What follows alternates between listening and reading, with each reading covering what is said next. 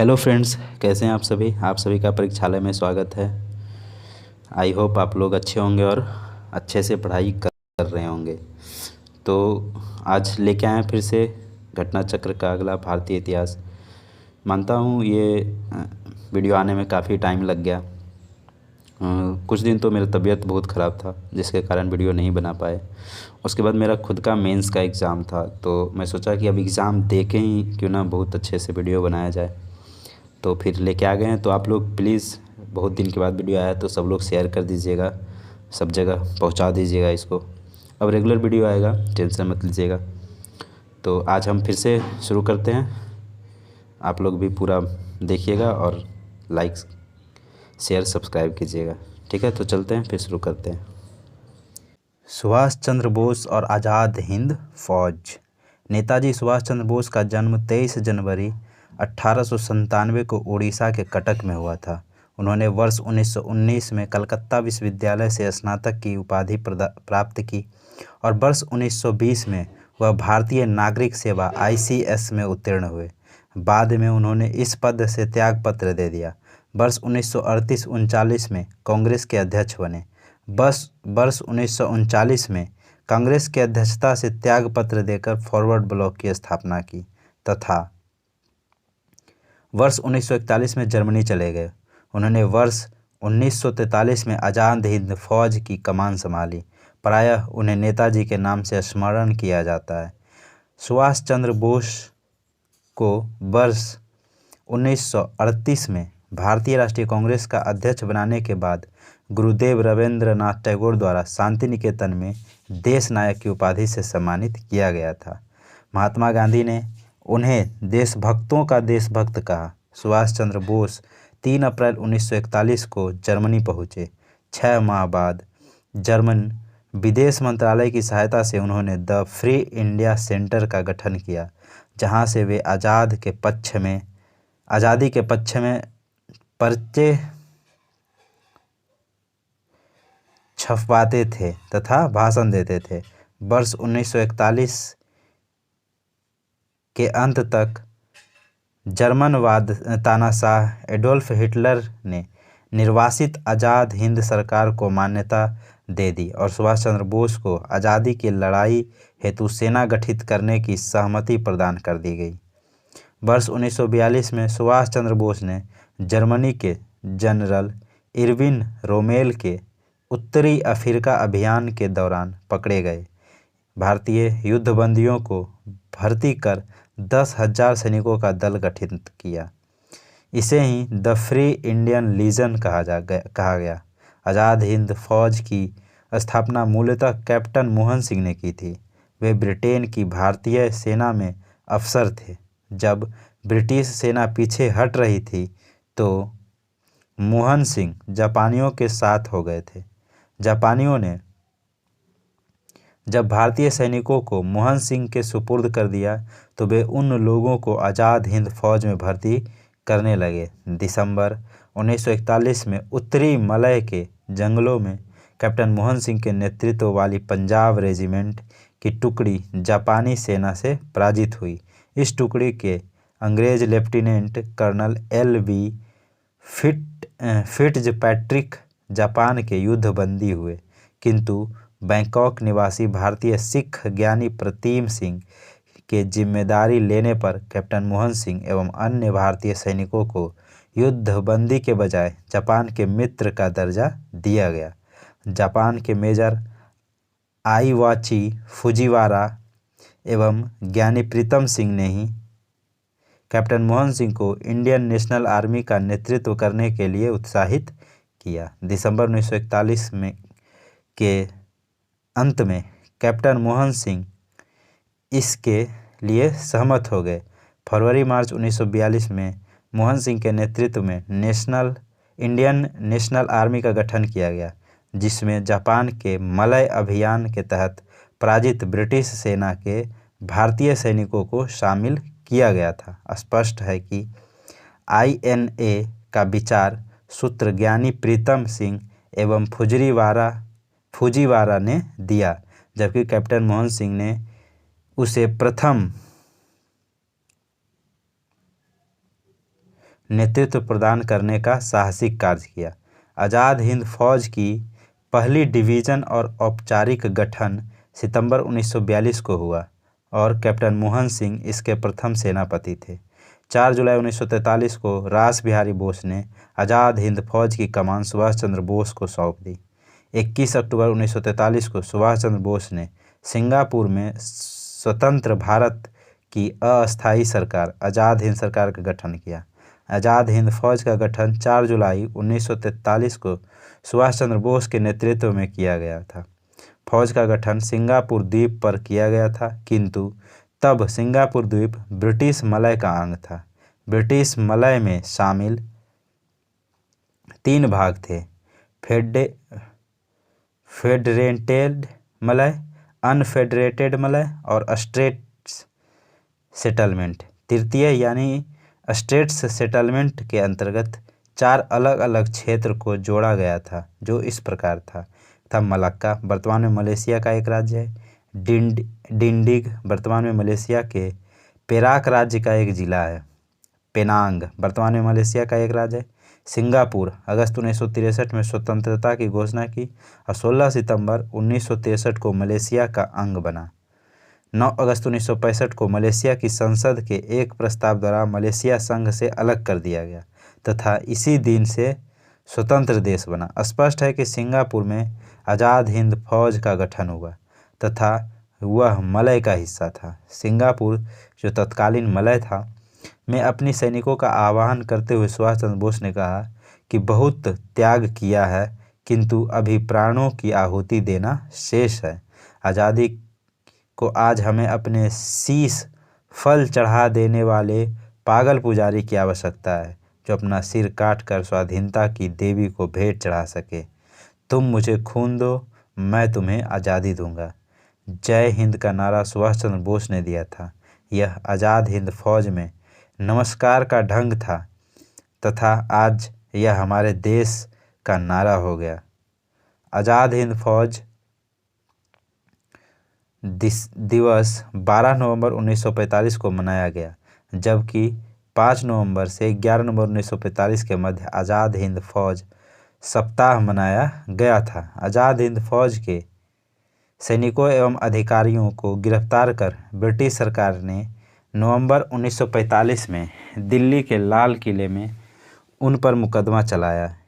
इसमें 3 अभियुक्तों प्रेम सहगल, गुरुबख्श सिंह एवं शाहनवाज को फांसी की सजा तथा राशिद अली को 7 वर्ष के कारावास का दंड दिया गया।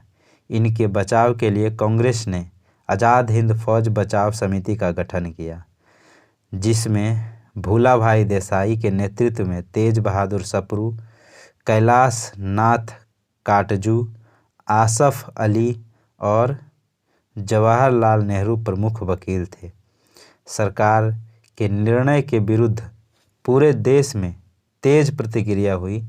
अंत में विवश होकर वायसराय लॉर्ड वेवेल ने अपने विशेषाधिकार का प्रयोग करते हुए मृत्यु दंड की सजा को माफ़ कर दिया। पंडित जवाहरलाल नेहरू ने भारत के नाजीवाद, फासीवाद तथा साम्राज्यवाद विरोधी निश्चित रुख के कारण जापान के विरुद्ध गुरिल्ला युद्ध की अपनी योजना के पक्ष में इलाहाबाद में हुए कांग्रेस कार्यकारिणी समिति के बैठक में बहुमत प्राप्त किया। प्रश्न है, नेताजी सुभाष चंद्र बोस का जन्म किस नगर में हुआ था? तो ये कटक, उड़ीसा में। नेताजी सुभाष चंद्र बोस का जन्म 23 जनवरी 1897 को उड़ीसा के कटक में हुआ था। इन्होंने वर्ष 1919 में कलकत्ता विश्वविद्यालय से स्नातक की उपाधि प्राप्त की और वर्ष 1920 में वह भारतीय नागरिक सेवा ICS में उत्तीर्ण हुए। वर्ष 1938 हरिपुरा एवं वर्ष 1939 त्रिपुरी के कांग्रेस के अध्यक्ष बने। सिर्फ वर्ष 1939 में कांग्रेस की अध्यक्षता से त्यागपत्र देकर फॉरवर्ड ब्लॉक की स्थापना की तथा वर्ष 1941 में जर्मनी में चले गए। उन्होंने वर्ष 1943 में आज़ाद हिंद फौज की कमान संभाली। प्रायः उन्हें नेताजी के नाम से स्मरण किया जाता है। वर्ष 1939 में कांग्रेस को छोड़ने के पश्चात सुभाष चंद्र बोस ने किस दल की स्थापना की थी? तो ये किए थे फॉरवर्ड ब्लॉक की। सुभाष चंद्र बोस ने फॉरवर्ड ब्लॉक की स्थापना कब की थी? तो 1939। फॉरवर्ड ब्लॉक की स्थापना किसने की थी? तो ये सुभाष चंद्र बोस ने। INA मानसिक पुत्र था। INA मानसिक पुत्र था।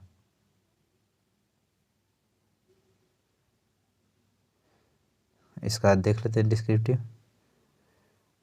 दिसंबर 1941 में उत्तरी मलय के जंगलों में कैप्टन मोहन सिंह के नेतृत्व वाली पंजाब रेजिमेंट की टुकड़ी जापानी सेना से पराजित हुई। इस टुकड़ी के अंग्रेज लेफ्टिनेंट कर्नल LB फिट्जपैट्रिक जापान के युद्धबंदी हुए, किंतु बैंकॉक निवासी भारतीय सिख ज्ञानी प्रीतम सिंह के जिम्मेदारी लेने पर कैप्टन मोहन सिंह एवं अन्य भारतीय सैनिकों को युद्धबंदी के बजाय जापान के मित्र का दर्जा दिया गया। यानी प्रीतम सिंह गदर पार्टी के सदस्य थे और बैंकॉक में भारतीय स्वतंत्रता के लिए कार्यरत थे। श्री प्रीतम सिंह जापान के सहयोग से स्वतंत्र भारतीय सेना का गठन करना चाहते थे।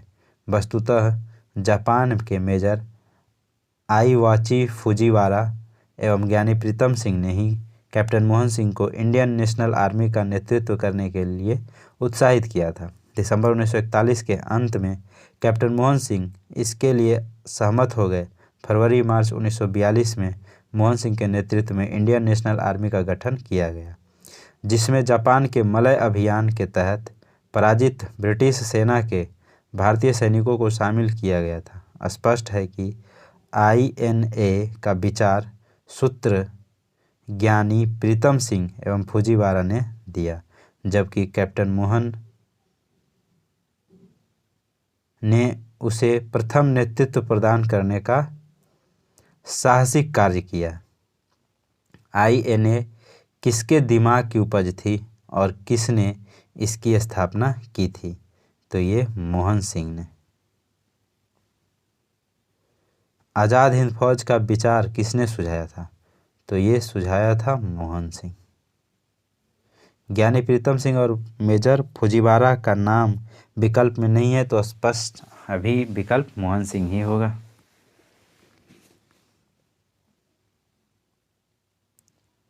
भारतीय राष्ट्रीय सेना INA की स्थापना किस वर्ष हुई थी?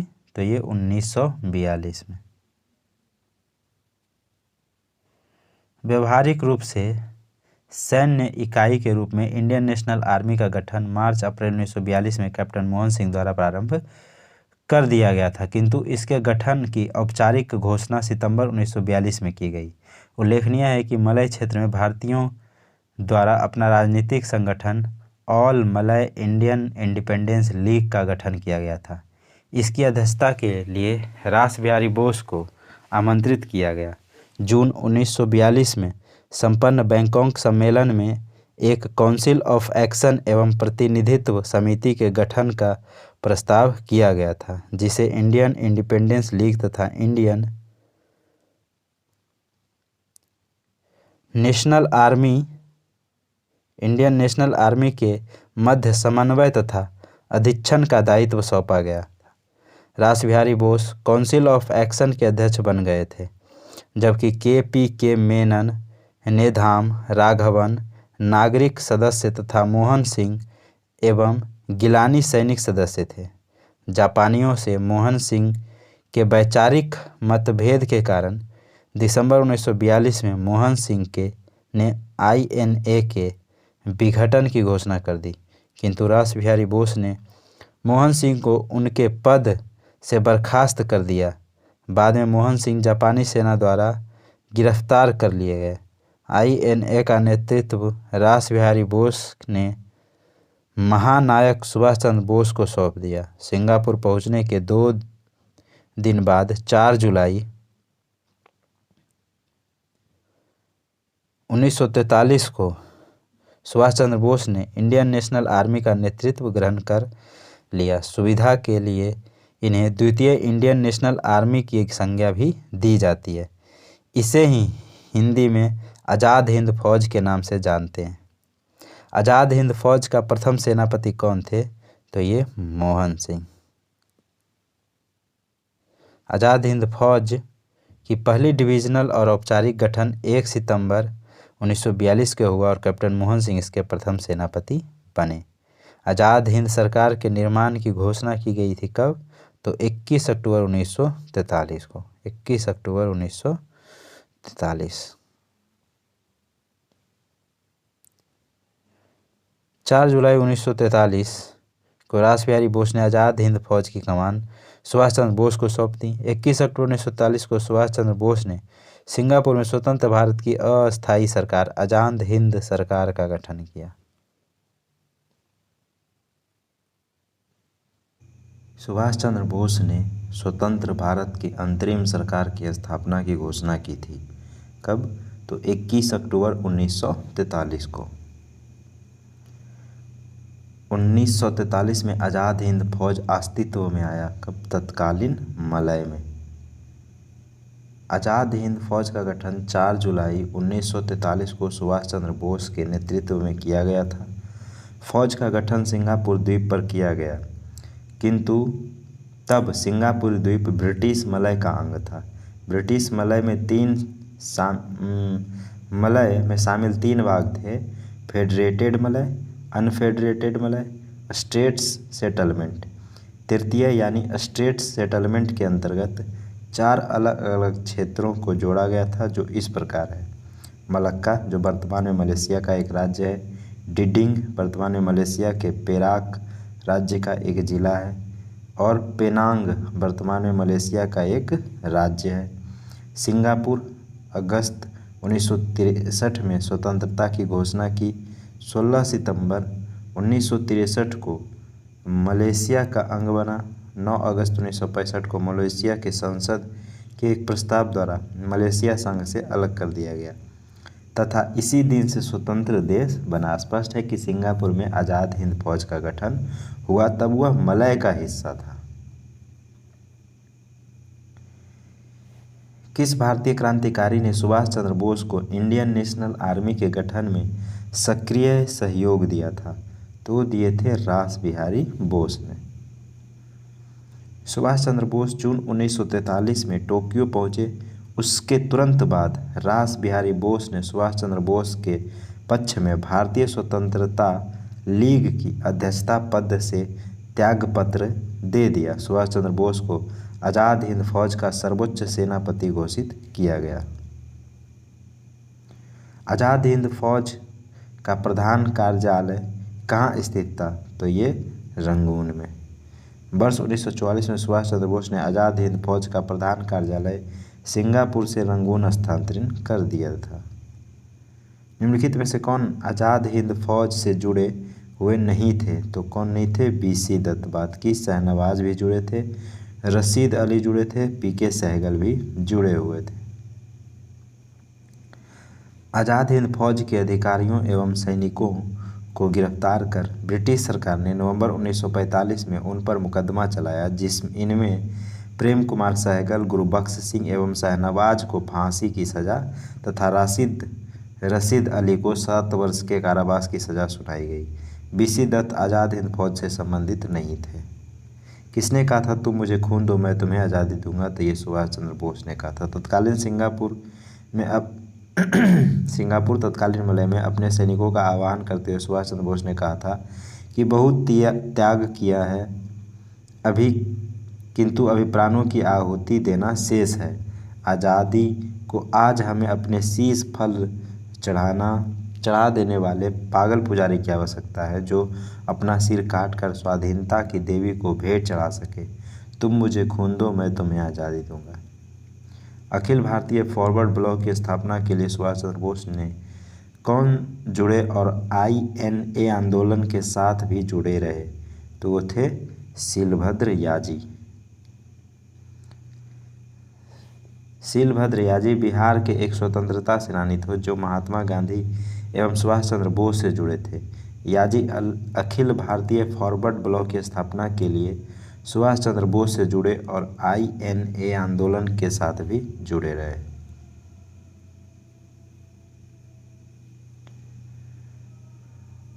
भारतीय स्वतंत्र संघर्ष के दौरान निम्नलिखित में से किसने द फ्री इंडियन लीजन नामक सेना बनाई थी? तो सुभाष चंद्र बोस ने। सुभाष चंद्र बोस 3 अप्रैल 1941 को जर्मनी पहुंचे। 6 माह बाद जर्मन विदेश मंत्रालय की सहायता से उन्होंने द फ्री इंडिया सेंटर का गठन किया, जहां से वे आज़ादी के पक्ष में पर्चे छपवाते थे तथा भाषण देते थे। वर्ष 1941 के अंत तक जर्मन तानाशाह एडोल्फ हिटलर ने निर्वासित आज़ाद हिंद फौज को मान्यता दे दी और सुभाष चंद्र बोस को आज़ादी की लड़ाई हेतु सेना गठित करने की सहमति प्रदान कर दी। वर्ष 1942 में सुभाष चंद्र बोस ने जर्मनी के जनरल इरविन रोमेल के उत्तरी अफ्रीका अभियान के दौरान पकड़े गए भारतीय युद्धबंदियों को भर्ती कर 10,000 सैनिकों का दल गठित किया गया। इसे ही द फ्री इंडियन लीजन कहा गया। इनमें से किसने रानी लक्ष्मीबाई रेजिमेंट की स्थापना की थी? तो ये सुभाष चंद्र बोस ने किया था। रानी लक्ष्मीबाई के नाम पर झांसी की रानी रेजिमेंट की स्थापना वर्ष 1943 में सुभाष चंद्र बोस ने किया था। लक्ष्मी सहगल आज़ाद हिंद फौज की महिला ब्रिगेड रानी लक्ष्मीबाई रेजिमेंट के कमांडर थी। आज़ाद हिंद फौज के अन्य ब्रिगेड थे सुभाष ब्रिगेड, नेहरू ब्रिगेड और गांधी ब्रिगेड। निम्नलिखित में से सुभाष चंद्र बोस को देश नायक कहा था? तो ये बोले थे रविंद्रनाथ टैगोर ने देश नायक। सुभाष चंद्र बोस को वर्ष 1938 में भारतीय राष्ट्रीय कांग्रेस के अध्यक्ष बनने के बाद गुरुदेव रविंद्रनाथ टैगोर द्वारा शांति निकेतन में देश नायक का उपाधि से सम्मानित किया गया था। महात्मा गांधी ने उन्हें देशभक्तों का देशभक्त कहा था। जय हिंद का नारा किसने दिया था? तो ये भी सुभाष चंद्र बोस ने दिए थे। जय हिंद का नारा सुभाष चंद्र बोस ने दिया था। यह आज़ाद हिंद फौज में नमस्कार का ढंग था आज यह हमारे देश का नारा हो गया है। आज़ाद हिंद फौज दिवस किस तिथि को मनाया गया था? तो ये 12 नवंबर 1945 को 12 नवंबर 1945 को आज़ाद हिंद फौज दिवस मनाया गया था। आज़ाद हिंद फौज दिवस 12 नवंबर 1945 को मनाया गया था, जबकि 5 से 11 नवंबर 1945 के मध्य आज़ाद हिंद फौज सप्ताह मनाया गया था। आज़ाद हिंद फौज के किस सैनिक को 7 वर्ष के कारावास का दंड दिया गया था? तो ये राशिद अली को। आज़ाद हिंद फौज के सैनिकों एवं अधिकारियों को गिरफ्तार कर ब्रिटिश सरकार ने नवंबर 1945 में दिल्ली के लाल किले में उन पर मुकदमा चलाया। इनमें 3 अभियुक्तों प्रेम सहगल, गुरुबख्श सिंह एवं शहनवाज के फांसी की सजा तथा रशीद अली को 7 वर्ष के कारावास का दंड दिया गया। इनके बचाव के लिए कांग्रेस ने आज़ाद हिंद फौज बचाव संगठित का गठन किया। इनमें भूलाभाई देसाई के नेतृत्व में तेज बहादुर सप्रू, कैलाश नाथ काटजू, आसफ अली और जवाहर नेहरू प्रमुख वकील थे। सरकार के निर्णय के विरुद्ध पूरे देश में तेज प्रतिक्रिया हुई। अंत में विवश होकर वायसराय लॉर्ड वेवेल ने अपने विशेषाधिकार का प्रयोग करते हुए मृत्यु दंड की सजा को माफ़ कर दिया था। निम्नलिखित में से आज़ाद हिंद फौज के किस अधिकारी ने लाल किले पर चलाए गए मुकदमे का सामना नहीं किया था? तो ये मोहन सिंह। आज़ाद हिंद फौज के अधिकारी मोहन सिंह ने लाल किले पर चलाए गए मुकदमे का सामना नहीं किया। आज़ाद हिंद फौज के गिरफ्तार सैनिकों एवं अधिकारियों पर अंग्रेज सरकार ने दिल्ली के लाल किले में नवंबर 1945 में मुकदमे चलाए, जिसमें एक हिंदू, एक मुस्लिम और एक सिख यानी पीके सहगल, शहनवाज और गुरुबख्श सिंह ढिल्लन को एक साथ अभियुक्त बनाया। बचाव पक्ष की ओर से भूलाभाई देसाई, तेज बहादुर सप्रू और नेहरू वकील थे। नेहरू ने 25 वर्ष बाद बैरिस्टर का अपना लवादा पहना था और इसके देशव्यापी विरोध में मुस्लिम लीग भी सम्मिलित हुई।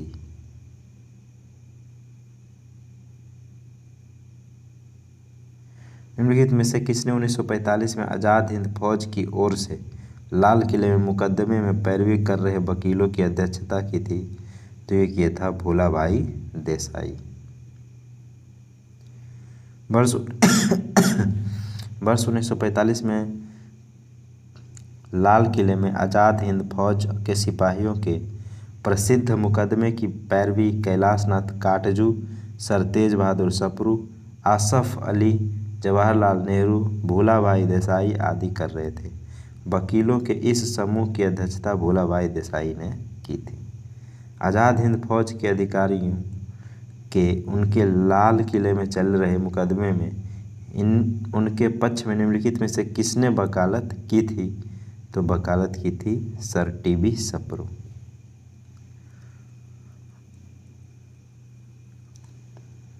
वर्ष 1945 में आज़ाद हिंद फौज के लाल किले में दिल्ली के मुकदमे की पैरवी निम्नलिखित में से किसने नहीं की थी? तो सरदार वल्लभ भाई पटेल ने नहीं की थी। बाकी भूलाभाई देसाई किए थे, नेहरू जी किए थे और काटजू। निम्नलिखित में से कौन प्रसिद्ध INA मुकदमे के वकील थे? तो INA मुकदमे के वकील थे आसफ अली और भूलाभाई देसाई। आसफ अली और भूलाभाई देसाई। इनमें से 1945-46 में दिल्ली में हुए INA के मुकदमों के पक्ष में पेश हुए वकील थे कौन? तो भूलाभाई देसाई।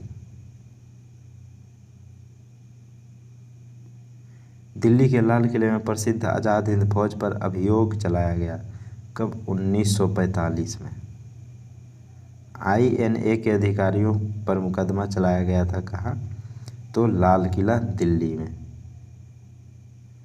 INA आज़ाद हिंद फौज के गिरफ्तार अधिकारियों पर नवंबर 1945 में दिल्ली के लाल किले मुकदमा चलाया गया था। इस मुकदमे में मुख्य अभियुक्त INA के 3 अधिकारी मेजर शहनवाज खां, कर्नल गुरुबख्श सिंह ढिल्लन और कर्नल प्रेम सहगल थे, जिन पर राजद्रोह का आरोप था। इन मुकदमे में बचाव पक्ष के वकील का नेतृत्व भूलाभाई देसाई ने किया था। औपनिवेशिक भारत के संदर्भ में शहनवाज खान, प्रेम कुमार सहगल और गुरुबख्श सिंह ढिल्लो याद किए जाते हैं। किस लिए? तो ये आज़ाद हिंद फौज के अधिकारियों के रूप में। वर्ष 1945 की प्रमुख घटनाएं निम्नलिखित हैं। 1945 में क्या क्या हुआ था? तो बाइबल योजना हुआ था, शिमला सम्मेलन नहीं हुआ था, नौसेना का विद्रोह हुआ था और आज़ाद हिंद फौज पर मुकदमा चला था। तो एक नहीं, नौसेना विद्रोह यहाँ नहीं हुआ था, शिमला हुआ था और आज़ाद हिंद फौज, नौसेना विद्रोह नहीं हुआ था। तो 1, 2, 4 हमारा राइट आंसर हो जाए।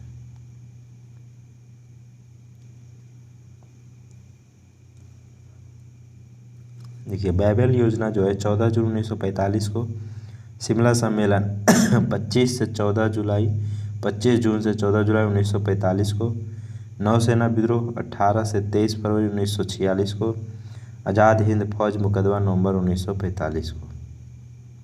सुभाष चंद्र बोस के राजनीतिक गुरु CR दास थे, चित्तरंजन दास। इलाहाबाद में संपन्न कांग्रेस कार्यकारिणी समिति की बैठक में निम्नलिखित सदस्यों में से एक सदस्य भारत के नाजीवाद, फांसीवाद तथा साम्राज्यवाद विरोधी निश्चित रुख के कारण जापान के विरुद्ध गुरिल्ला युद्ध की अपनी योजना के पक्ष में बहुमत जुटाने में सक्षम हुए थे कौन? तो जवाहरलाल नेहरू ने। पंडित जवाहरलाल नेहरू ने भारत के नाजीवाद, फांसीवाद तथा साम्राज्यवाद विरोधी निश्चित रुख के कारण जापान के विरुद्ध गुरिल्ला युद्ध में की अपनी योजना के पक्ष में इलाहाबाद में हुई कांग्रेस कार्यकारिणी समिति की बैठक में बहुमत प्राप्त किया। अब कैबिनेट मिशन है। ब्रिटेन ने 26 जुलाई 1945 को इटली के नेतृत्व में ब्रिटिश मंत्रिमंडल ने सत्ता ग्रहण की। नौसेना विद्रोह के बाद 19 फरवरी 1946 को द्वितीय विश्व युद्ध के बाद भारत सचिव लॉर्ड पैथिक लॉरेंस ने भारत में संवैधानिक सुधारों के लिए एक विशिष्ट मंडल भेजने का निर्णय लिया। कैबिनेट मिशन 24 मार्च 1946 को दिल्ली आया। इसमें अध्यक्ष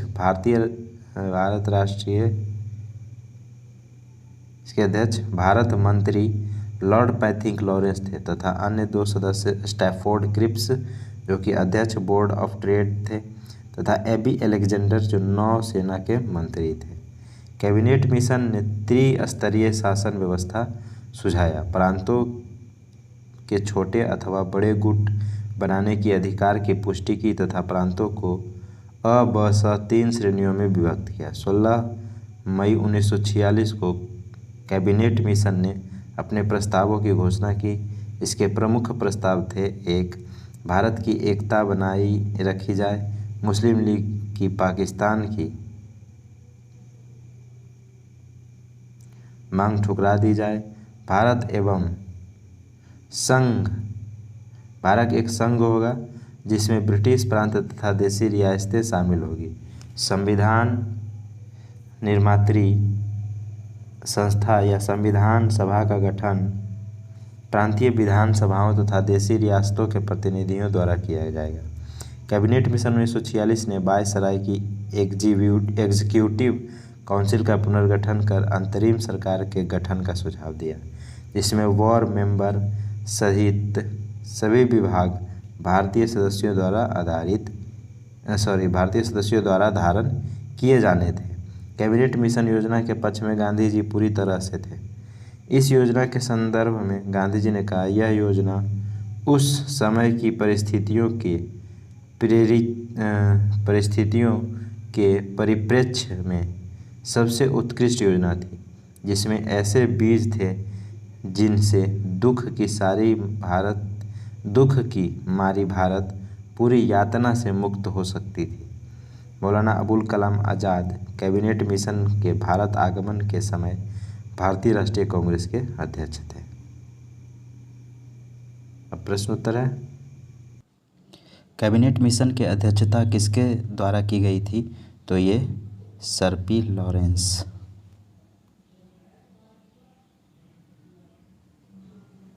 ब्रिटेन में 26 जुलाई 1945 को एटली के नेतृत्व में ब्रिटिश मंत्रिमंडल ने सत्ता ग्रहण की। नौसेना विद्रोह के बाद 19 फरवरी 1946 को द्वितीय विश्व युद्ध के बाद भारत सचिव लॉर्ड पैट्रिक लॉरेंस ने भारत में संवैधानिक सुधारों के लिए एक शिष्टमंडल भेजने का निर्णय लिया।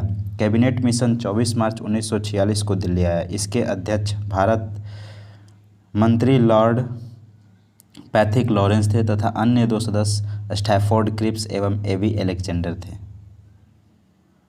1946 के कैबिनेट मिशन का नेतृत्व किया गया था किसके द्वारा? तो कैबिनेट मिशन का जो नेतृत्व है वह सर पैट्रिक लॉरेंस द्वारा किया गया था।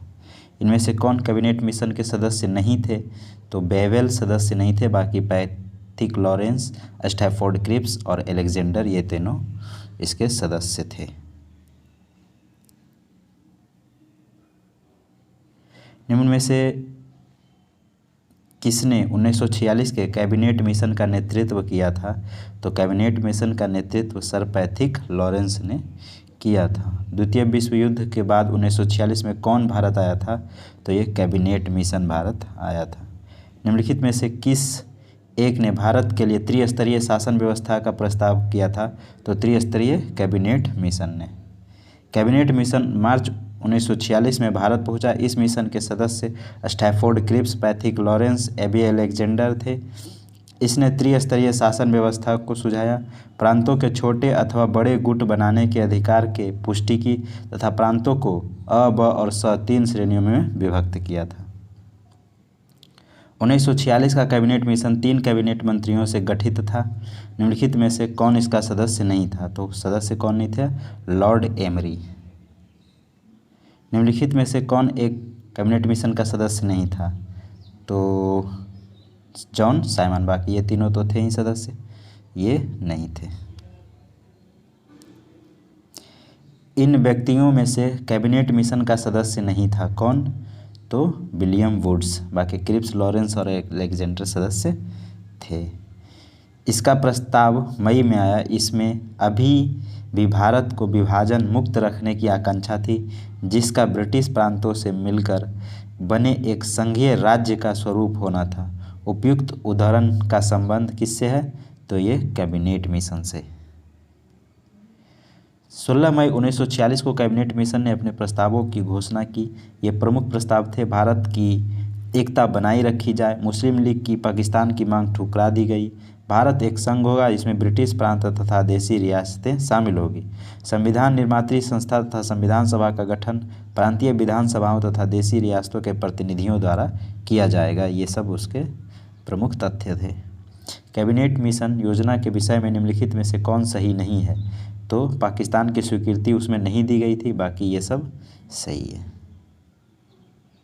निम्नलिखित में से किसने वायसराय की एग्जीक्यूटिव काउंसिल के पुनर्गठन का सुझाव दिया, जिसमें वॉर मेंबर सहित सभी विभाग भारतीय नेताओं द्वारा धारण किए जाने थे? तो ये कैबिनेट मिशन 1946 में ये बातें की गई थी।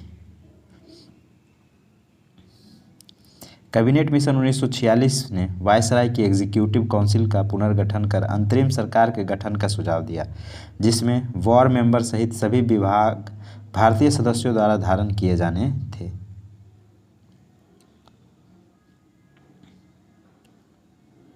सही उत्तर चुनना है। इनमें से एक संघीय सरकार के लिए सिफारिश की थी, तो ये सही है। इसमें भारतीय न्यायालयों की सशक्ति के बाद ये गलत है। ICS और ये सब भी गलत है, सिर्फ एक सही है। इसने संघीय सरकार के लिए सिफारिश किया था। कैबिनेट मिशन 24 मार्च 1946 को दिल्ली पहुंचा और भारत के विभिन्न राजनीतिक दलों से लंबी बातचीत हुई। चूँकि भारत की प्रमुख राजनीतिक पार्टियों मुस्लिम लीग तथा कांग्रेस के मध्य भारत की एकता तथा बंटवारे के विषय में समझौता नहीं हो सका, इसलिए विशिष्ट मंडल ने अपनी ओर से समस्या का हल प्रस्तुत किया। यह प्रस्ताव वायसराय तथा वेवेल तथा शिष्टमंडल ने एक संयुक्त वक्तव्य में 16 मई 1946 को प्रकाशित किए। लंबे समय के योजना के रूप में कैबिनेट मिशन ने पाकिस्तान की मांग को अस्वीकार कर दिया। कैबिनेट मिशन के अन्य सुझाव निम्नलिखित थे। देखते हैं। भारत में ब्रिटिश सरकार तथा रियासतों का एक मिला जुला संघ होना चाहिए, जो विदेशी मामले, रक्षा तथा संचार साधनों की देखभाल करे और उनके लिए कर लगा सके। संघ की कार्यकारिणी और विधानमंडल में ब्रिटिश भारत और रियासतों के प्रतिनिधि होने चाहिए। प्रांतों को केंद्रीय विषयों को छोड़कर शेष सभी मामलों में पूर्ण स्वायत्तता प्राप्त हो तथा और शेष शक्तियां उन्हीं के पास हों। प्रांतों के छोटे अथवा बड़े गुट बनाने का अधिकार हो। इन गुटों के क्या अधिकार होंगे, इसका निर्णय वे स्वयं करें। इनमें प्रांतों के 3 वर्ग अ, ब तथा स में बांटने की बात कही गई। हिंदू बहुसंख्यक प्रांत मद्रास, बम्बई, मध्य प्रांत, संयुक्त प्रांत, बिहार, उड़ीसा वर्ग अ में होंगे। उत्तर पश्चिम के मुस्लिम बहुसंख्यक प्रांत पंजाब, सीमा प्रांत तथा सिंध वर्ग में होंगे तथा वर्ग स में बंगाल तथा असम होंगे। इस प्रस्ताव में न्यायालय की शक्तियों तथा ICS में भारतीयों की संख्या बढ़ाने संबंधी प्रावधान नहीं किए गए थे। कैबिनेट मिशन भारत में कब आया था? तो ये आया था, उन उपयुक्त में से कोई नहीं, 46 में आया था ना। नीचे दी गई कथन जिसमें 2 A और B है, सही चुनना है। 1946 में मुस्लिम लीग ने कैबिनेट मिशन प्लान के लिए दी गई अपनी स्वीकृति वापस ले ली थी। 1946 में गठित अंतरिम सरकार में मुस्लिम लीग शामिल हुई थी। तो ये जो है कथन और कारण दोनों सही है, परंतु कारण जो है वो कथन का व्याख्या नहीं करता है। कैबिनेट मिशन प्लान को बहुत अनिच्छा यानी कांग्रेस प्रांतों के गुट बनाने पर अप्रसन्न थी और लीग पाकिस्तान को न मानने पर के साथ कांग्रेस और लीग ने स्वीकार कर लिया। 10 जुलाई 1946 को जब नेहरू ने यह कहा कि सामूहिकरण अनिवार्य नहीं है तथा समूह ब और स के राज्य असम और उत्तर पश्चिम सीमा प्रांत समूह में शामिल होने से इनकार कर सकते हैं, इसके बाद मुस्लिम लीग ने कैबिनेट मिशन प्लान को अस्वीकार कर दिया तथा सीधी कार्यवाही का प्रस्ताव किया। बाद में वायसराय ने कांग्रेस के जवाहरलाल नेहरू को अंतरिम सरकार बनाने का निमंत्रण दिया। इसमें मुस्लिम लीग को भी सम्मिलित होने को कहा गया, जिससे उसने अस्वीकार कर दिया, परंतु बाद में वायसराय के पुनः सुझाव देने पर उसने मुसलमानों के हितों की रक्षा के लिए 13 अक्टूबर 1946 के प्रस्ताव द्वारा इसमें सम्मिलित होना स्वीकार कर लिया। अतः स्पष्ट है कथन और कारण दोनों सत्य है, परंतु कारण जो है कथन की व्याख्या नहीं करता है। कांग्रेस के निम्नलिखित नेताओं में से कौन एक कैबिनेट मिशन योजना के पक्ष में पूरी तरह से थे? तो ये जवाहरलाल नेहरू नहीं थे, गांधी जी थे, सॉरी, महात्मा गांधी। लेकिन उस समय इनके पास कांग्रेस का सदस्यता नहीं था, इन्होंने एक सदस्यता छोड़ दी थी कांग्रेस की। कैबिनेट मिशन योजना के पक्ष में गांधी जी पूरी तरह से थे। इस योजना के संदर्भ में गांधी जी का यह योजना उस समय की परिस्थितियों के परिप्रेक्ष्य में सबसे उत्कृष्ट योजना थी, जिसमें ऐसे बीज थे जिनसे दुख की मारी भारत भूमि यातना से मुक्त हो सकती थी। वह कौन सा कांग्रेस अध्यक्ष था जिसने क्रिप्स मिशन व लॉर्ड वेवेल दोनों से वार्ताएं की? तो ये थे अबुल कलाम आज़ाद। अबुल कलाम आज़ाद 1940 से 46 तक कांग्रेस अध्यक्ष रहे। उन्होंने क्रिप्स मिशन 1942 तथा लॉर्ड वेवेल 1945 दोनों से वार्ताएं की। कैबिनेट मिशन के भारत आगमन के समय भारतीय राष्ट्रीय कांग्रेस का अध्यक्ष कौन थे? तो मौलाना अबुल कलाम आज़ाद। मौलाना अबुल कलाम आज़ाद कैबिनेट मिशन के भारत आगमन के समय भारतीय राष्ट्रीय कांग्रेस के अध्यक्ष थे। श्री आज़ाद को मिशन के साथ विचार विमर्श करने हेतु कांग्रेस कार्य समिति ने पूर्ण अधिकार दे रखा था। 6 अप्रैल 1946 को उन्होंने सर्वप्रथम कैबिनेट मिशन सदस्यों से मुलाकात की थी। अब संविधान सभा 1946। संविधान सभा के सिद्धांत का सर्वप्रथम दर्शन 1895 ईस्वी के स्वराज्य विधेयक में होता है, जिससे तिलक के निर्देशन में तैयार किया गया था। 20वीं सदी में इस विचार की ओर सर्वप्रथम संकेत महात्मा गांधी ने किया। यह जब उन्होंने वर्ष 1922 में अपने विचार व्यक्त करते हुए कहा था कि भारतीय संविधान भारतीयों के इच्छा अनुसार होगा। वर्ष 1924 में मोतीलाल नेहरू ने ब्रिटिश सरकार के सम्मुख संविधान सभा के निर्माण की मांग प्रस्तुत की। इसके बाद औपचारिक रूप से संविधान सभा के विचार का प्रतिपादन M.N. रॉय ने किया और इस विचार को मूर्त रूप देने का कार्य पंडित जवाहरलाल नेहरू ने किया। इसके बाद दिसंबर 1936 के कांग्रेस के फैजपुर अधिवेशन में संविधान सभा के अर्थ तथा महत्व की व्याख्या की गई। कैबिनेट मिशन प्लान के अंतर्गत संविधान सभा का गठन किया गया था। भारत में कैबिनेट मिशन 24 मार्च 1946 को नई दिल्ली आया। मिशन की घोषणा के समय इसके अध्यक्ष सर पैट्रिक लॉरेंस ने यह स्पष्ट किया था कि इस मिशन का उद्देश्य स्वतंत्र भारत का संविधान तैयार करने के लिए शीघ्र ही एक कार्यप्रणाली तैयार करना तथा अंतरिम सरकार के लिए आवश्यक प्रबंध करना था।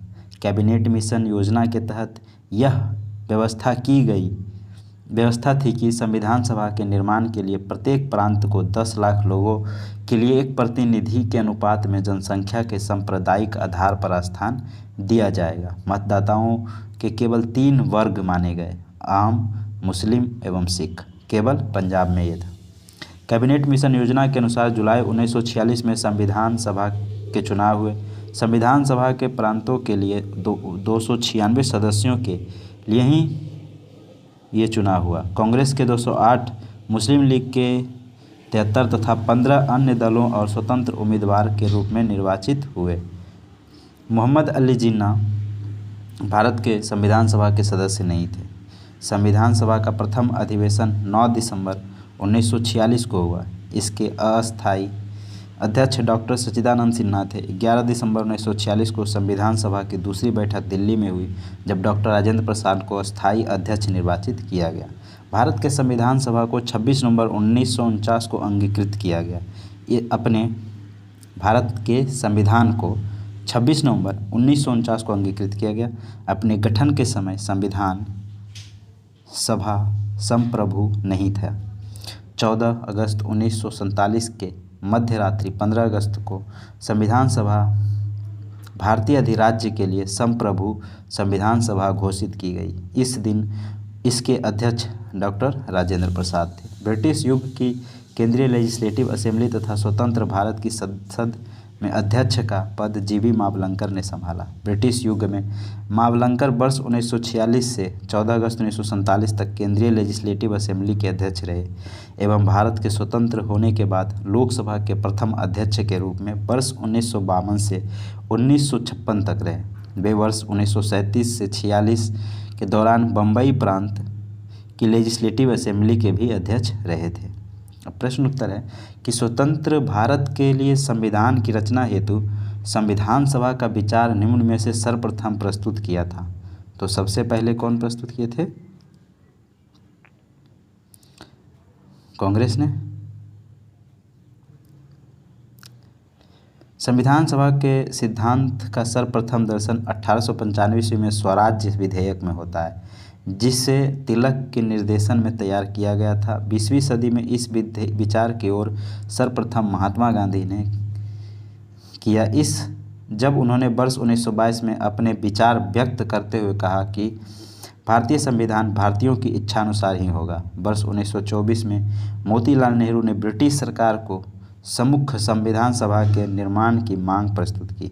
इसके बाद औपचारिक रूप से संविधान सभा के विचार का प्रतिपादन M.N. रॉय ने किया और इस विचार को मूर्त रूप देने का कार्य पंडित जवाहरलाल नेहरू ने किया।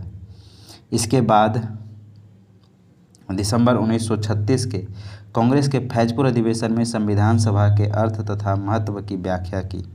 उल्लेखनीय है कि विकल्प में यदि स्वराज पार्टी ने वर्ष 1934 में होता तो यही विकल्प सत्य होता, क्योंकि वर्ष 1934 में रांची में संगठित स्वराज पार्टी ने संविधान सभा के गठन की सर्वप्रथम मांग की थी। संविधान सभा जिसने भारतीय संविधान का निर्माण किया का गठन किया गया था कब? कैबिनेट मिशन प्लान के अंतर्गत। कैबिनेट मिशन प्लान के अंतर्गत संविधान सभा का गठन किया गया। भारत में कैबिनेट मिशन 24 मार्च 1946 को नई दिल्ली आया। इसमें ब्रिटिश कैबिनेट के 3 मंत्री Lord Pethick Lawrence, Lord A.B. Alexander एवं सर स्टैफोर्ड क्रिप्स सम्मिलित थे। मिशन की घोषणा के समय इसके अध्यक्ष सर पैथिक लॉरेंस ने यह स्पष्ट किया था कि इस मिशन का उद्देश्य स्वतंत्र भारत का संविधान तैयार करने के लिए शीघ्र एक कार्यप्रणाली तैयार करना तथा अंतरिम सरकार के लिए आवश्यक प्रबंध करना था। मिशन के प्रस्तावों के अनुसार संविधान सभा का गठन प्रांतीय विधानसभाओं तथा देशी रियासतों के प्रतिनिधियों के द्वारा किया जाना था। निम्नलिखित में से किस एक ने भारत के लिए संविधान सभा का गठन का विचार दिया? तो ये कैबिनेट मिशन योजना ने। कैबिनेट मिशन योजना के अंतर्गत संविधान निर्मात्री परिषद में प्रत्येक प्रांत को आवंटित सदस्य संख्या निर्धारित करने के लिए एक प्रतिनिधि कितनी जनसंख्या के अनुपात में था? तो 10 लाख प्रति व्यक्ति।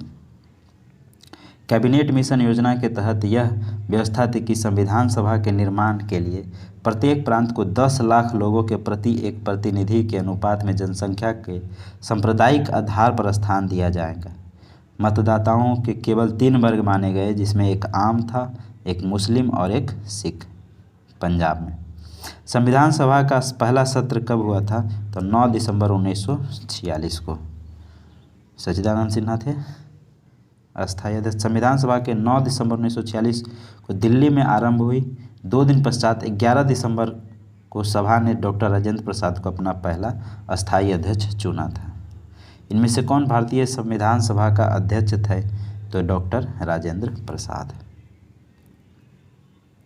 भारतीय उपनिवेश के लिए प्रभुसत्ता संपन्न संविधान सभा के प्रथम अध्यक्ष थे। कौन थे? राजेंद्र प्रसाद। अपने गठन के समय संविधान सभा संप्रभुत्व नहीं था। 15 अगस्त 1947 को संविधान सभा भारतीय अधिराज्य के लिए संप्रभुत्व संविधान सभा घोषित की गई। उस दिन चूंकि इसके अध्यक्ष डॉक्टर राजेंद्र प्रसाद थे, अतः विकल्प सी सही होगा।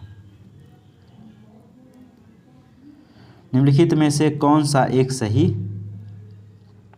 है? वर्ष 1946 में प्रांतीय सभाओं द्वारा भारत के संविधान सभा चुनी गई। सही है। संविधान जवाहरलाल नेहरू, M.N. जिन्ना, बाकी सब गलत है।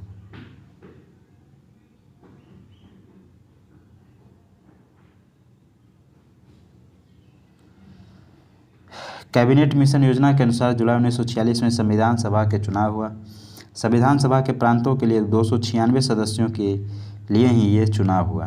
कांग्रेस के 208, मुस्लिम लीग के 73 व अन्य 15 दलों और स्वतंत्र उम्मीदवारों के रूप में निर्वाचित हुए। मोहम्मद अली जिन्ना भारत के संविधान सभा के सदस्य नहीं थे। संविधान सभा का प्रथम अधिवेशन 9 दिसंबर 1946 की हुई। इसके अस्थायी अध्यक्ष डॉक्टर सच्चिदानंद सिन्हा थे। 11 दिसंबर 1946 को संविधान सभा की दूसरी बैठक दिल्ली में हुई, जहां डॉक्टर राजेंद्र प्रसाद को अस्थायी अध्यक्ष निर्वाचित किया गया। भारत के संविधान सभा को 26 नवंबर 1949 को अंगीकृत किया गया था। सच्चिदानंद सिन्हा किसके साथ जुड़े थे? तो सच्चिदानंद सिन्हा भारत छोड़ो आंदोलन। सच्चिदानंद सिन्हा भारत छोड़ो आंदोलन के साथ जुड़े थे। इन्हें संविधान सभा के प्रथम अधिवेशन 9 दिसंबर 1946 को सर्वसम्मति से अस्थायी अध्यक्ष चुना गया था। निम्नलिखित में से किसने ब्रिटिश युग की केंद्रीय लेजिस्लेटिव असेंबली तथा स्वतंत्र भारत की संसद में अध्यक्ष का पद संभाला था? तो कौन? जीबी मावलंकर। ब्रिटिश युग की केंद्रीय लेजिस्लेटिव असेंबली तथा स्वतंत्र भारत की संसद में अध्यक्ष का पद जीबी मावलंकर ने संभाला। ब्रिटिश युग में मावलंकर वर्ष 1946 से 14 अगस्त 1947 तक केंद्रीय लेजिस्लेटिव असेंबली के अध्यक्ष रहे एवं भारत के स्वतंत्र होने के बाद लोकसभा के प्रथम अध्यक्ष के रूप में वर्ष 1952 से 56 तक रहे। वे वर्ष 1937 से 1946 के दौरान बम्बई प्रांत की लेजिस्लेटिव असेंबली के भी अध्यक्ष रहे थे। अब अंतरिम सरकार। अंतरिम सरकार का गठन 1946 कांग्रेस द्वारा वायसराय के नवीनतम प्रस्तावों को स्वीकार कर लेने के बाद 12 अगस्त 1946 को लॉर्ड बेवेल ने कांग्रेस अध्यक्ष जवाहरलाल नेहरू को अंतरिम सरकार के गठन के लिए निमंत्रण दिया। 24 अगस्त 1946 को पंडित जवाहरलाल नेहरू के नेतृत्व में भारत की पहली अंतरिम सरकार की घोषणा तथा 2 सितंबर 1946 को इसका गठन हुआ, जिसमें प्रारंभ में मुस्लिम लीग की भागीदारी नहीं थी। डॉक्टर राजेंद्र प्रसाद वर्ष 1946 में बनी भारत की अंतरिम सरकार में खाद्य एवं कृषि मंत्री थे। इस सरकार में रक्षा विभाग बलदेव सिंह के पास था, जबकि विदेश मामले तथा राष्ट्रमंडल संबंध का विभाग जवाहरलाल नेहरू के पास था। वर्ष 1946 के अंतरिम सरकार में आसफ अली को रेल और परिवहन विभाग सौंपा गया था। 1946 में लॉर्ड बेवेल के बहुत कहने सुनने पर लीग अंतरिम सरकार में शामिल होने के लिए राजी हो गई। अक्टूबर 1946 में लीग के 5 सदस्य सरकार में शामिल हो गए। लियाकत अली को वित्त मंत्री बनाया गया, जिन्होंने नए बजट प्रस्तुत करते समय उद्योगपतियों और व्यापारियों पर अत्यधिक कर लगाए। 2 सितंबर 1946 को गठित अंतरिम सरकार में अबुल कलाम आज़ाद मंत्री नहीं थे। इस सरकार में शामिल होने वाले 12 कांग्रेसी मंत्री थे। पंडित जवाहरलाल नेहरू, सरदार वल्लभ भाई पटेल, डॉक्टर राजेंद्र प्रसाद, आसफ अली, सी राजगोपालाचारी, शरत चंद्र बोस, जॉन मथाई, सरदार बलदेव सिंह, सर शफ़ात अहमद खां, जगजीवन राम, सैयद अली जहीर और C.H. भाभा। हालांकि 2 सितंबर 1946 को गठित अंतरिम सरकार में लियाकत अली प्रारंभ में शामिल नहीं थे। लियाकत अली सहित लीग के 5 सदस्यों को 26 अक्टूबर 1946 को सरकार में मंत्री बनाया गया, जिसके कारण 3 कांग्रेसी सदस्यों सैयद अली जहीर, शरत चंद्र बोस तथा सर शफ़ात अहमद खां को हटना पड़ा। बंगाल में के फजलुल हक के नेतृत्व में कृषक प्रजा पार्टी तथा मुस्लिम लीग की गठबंधन सरकार 1946 के चुनाव में सत्ता में आई, किंतु बाद में मुस्लिम लीग का मंत्रिमंडल गठित हुआ, जो 14 अगस्त 1947 तक सत्ता में रहा। इसके प्रधानमंत्री H.S. सोहरावर्दी थे। 16 अगस्त 1946 की तिथि मुस्लिम लीग द्वारा सीधी कार्यवाही दिवस हेतु सुनिश्चित की गई थी। वायसराय के अंतरिम सरकार के फैसले को नामंजूर करते हुए मुस्लिम लीग ने स्वतंत्र एवं संपूर्ण प्रभुत्व संपन्न पाकिस्तान राज्य की स्थापना की मांग की। उक्त तिथि को दंगे फैलाने एवं आतंक का माहौल बनाकर यह प्रदर्शित करना था कि हिंदू और मुस्लिम एक साथ नहीं रह सकते। यह कार्यवाही में नोआखाली दंगे का प्रमुख केंद्र रहा।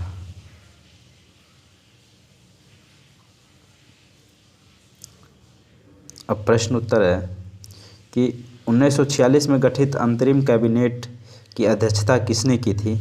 तो ये किए थे जवाहरलाल नेहरू ने। कांग्रेस द्वारा वायसराय के नवीनतम प्रस्तावों को स्वीकार कर लेने के बाद 12 अगस्त 1946 को लॉर्ड वेवेल ने कांग्रेस अध्यक्ष जवाहरलाल नेहरू के अंतरिम सरकार के गठन के लिए निमंत्रण दिया।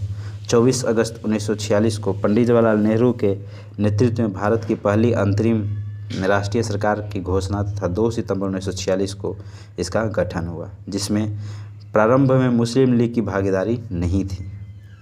पंडित जवाहरलाल नेहरू के नेतृत्व में अंतरिम सरकार का गठन हुआ था। कब? तो सितंबर 1946 में। जवाहरलाल नेहरू के अधीन एक अंतरिम सरकार का गठन कब हुआ था? तो सितंबर 1946 में। 1946 में बनी अंतरिम सरकार में डॉक्टर राजेंद्र प्रसाद के पास कौन सा विभाग था? तो ये थे खाद्य एवं कृषि मंत्री। डॉक्टर राजेंद्र प्रसाद वर्ष 1946 में बनी भारत की अंतरिम सरकार में खाद्य एवं कृषि मंत्री थे।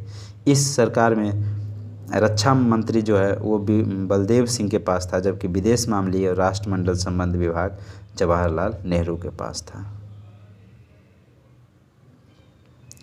अंतरिम सरकार में रेल मंत्रालय का कार्य कौन देखता था? तो ये आसफ अली देखते थे। वर्ष 1946 की अंतरिम सरकार में आसफ अली रेल और परिवहन विभाग सौंपा गया था। जब 1946 में भारतीय मुस्लिम लीग को अंतरिम सरकार में सम्मिलित किया गया, तब लियाकत अली खां को जो विभाग दिया गया था वह था वित्त मंत्री। लियाकत अली को कौन विभाग दिया गया था? वित्त मंत्री। वर्ष 1946 में लॉर्ड वेवेल के बहुत कहने सुनने पर लीग अंतरिम सरकार में शामिल होने के लिए राजी हो गई। अक्टूबर 1946 में लीग के 5 सदस्य सरकार में शामिल हुए। लियाकत अली को वित्त मंत्री बनाया गया, जिन्होंने नए बजट प्रस्तुत करते समय उद्योगपतियों और व्यापारियों पर अत्यधिक कर लगाए। निम्नलिखित में से कौन नेहरू के अंतरिम सरकार 1946 में वित्त मंत्री था? तो ये लियाकत अली खान। निम्नलिखित में से कौन अंतरिम सरकार का सदस्य नहीं था? तो ये भीमराव अंबेडकर अंतरिम सरकार का सदस्य नहीं थे। 2 सितंबर 1946 को पंडित जवाहरलाल नेहरू के नेतृत्व में अंतरिम सरकार की स्थापना हुई। कैबिनेट मिशन योजना के तहत अंतरिम सरकार की घोषणा 24 अगस्त 1946 को की गई थी। लीग के अंतरिम सरकार में शामिल होने के बाद इसमें पंडित जवाहरलाल नेहरू, सरदार वल्लभ भाई Patel, doctor Rajendra Prasad, Asaf Ali, doctor John Mathai, Jagjivan Ram, सरदार बलदेव सिंह, गजनफर अली खां, लियाकत अली खां, अब्दुल रब निरस्तार, इब्राहिम इस्माइल चुंदरी नगर, सी राजगोपालाचारी और डॉक्टर CH भावा शामिल थे। इसमें विधि मंत्री लीग द्वारा नामित जोगेंद्र नाथ मंडल थे। इनमें लीग के 5 सदस्य कांग्रेस के सदस्य शरत चंद्र बोस, शफात अहमद खां और सैयद अली जहीर के स्थान पर शामिल किए गए थे। भीमराव अंबेडकर इसमें शामिल नहीं थे। निम्नलिखित में से कौन सितंबर 2, 1946 को गठित अंतरिम सरकार में मंत्री नहीं थे? तो ये था अबुल कलाम आज़ाद और लियाकत अली खां। 2 सितंबर 1946 को गठित अंतरिम सरकार में अबुल कलाम आज़ाद मंत्री नहीं थे। इस सरकार में शामिल होने वाले 12 कांग्रेसी मंत्री थे। पंडित जवाहरलाल नेहरू, सरदार वल्लभ भाई पटेल, डॉक्टर राजेंद्र प्रसाद, अरुणा आसफ अली, सी राजगोपालाचारी, शरद चंद्र बोस, डॉक्टर जॉन मथाई, बलदेव सिंह, शराफत अहमद खां, जगजीवन राम, सैयद अली जहीर और CH भावा। हालांकि 2 सितंबर 1946 को गठित अंतरिम सरकार में लियाकत अली प्रारंभ में शामिल नहीं थे। लियाकत अली सहित 5 सदस्य को 26 अक्टूबर 1946 को सरकार में मंत्री बनाया गया, जिसके कारण 3 कांग्रेसी सदस्य सैयद अली, जहीर, शरद चंद्र बोस और तथा शफात अहमद खां को हटना पड़ा था। 1946 के चुनाव के पश्चात मुस्लिम लीग ने किस प्रांत में अपनी सरकार बनाई थी? तो बंगाल में। बंगाल में ए.के. फजलुल हक के नेतृत्व में कृषक प्रजा पार्टी तथा मुस्लिम लीग की गठबंधन सरकार वर्ष 1946 के चुनाव में सत्ता में आई, किंतु बाद में मुस्लिम लीग का मंत्रिमंडल गठित हुआ जो 14 अगस्त 1947 तक सत्ता में रहा। इसके मंत्री H.S. सोहरावर्दी थे। निम्नलिखित में से कौन सी तिथि मुस्लिम लीग ने सीधी कार्यवाही दिवस हेतु सुनिश्चित किया था? तो ये 16 अगस्त 1946 को सीधी कार्यवाही दिवस मनाया था। 16 अगस्त 1946 की तिथि मुस्लिम लीग द्वारा सीधी कार्यवाही दिवस हेतु सुनिश्चित की गई थी। वायसराय के अंतरिम सरकार के फैसले को नामंजूर करते हुए मुस्लिम लीग ने स्वतंत्र एवं संपूर्ण प्रभुत्व संपन्न पाकिस्तान राज्य की स्थापना की मांग की। उक्त तिथि को दंगे फैलाने एवं आतंक का माहौल बनाकर यह प्रदर्शित किया गया था कि हिंदू और मुस्लिम एक साथ नहीं रह सकते। इस कार्यवाही में नोआखाली दंगे का प्रमुख केंद्र था।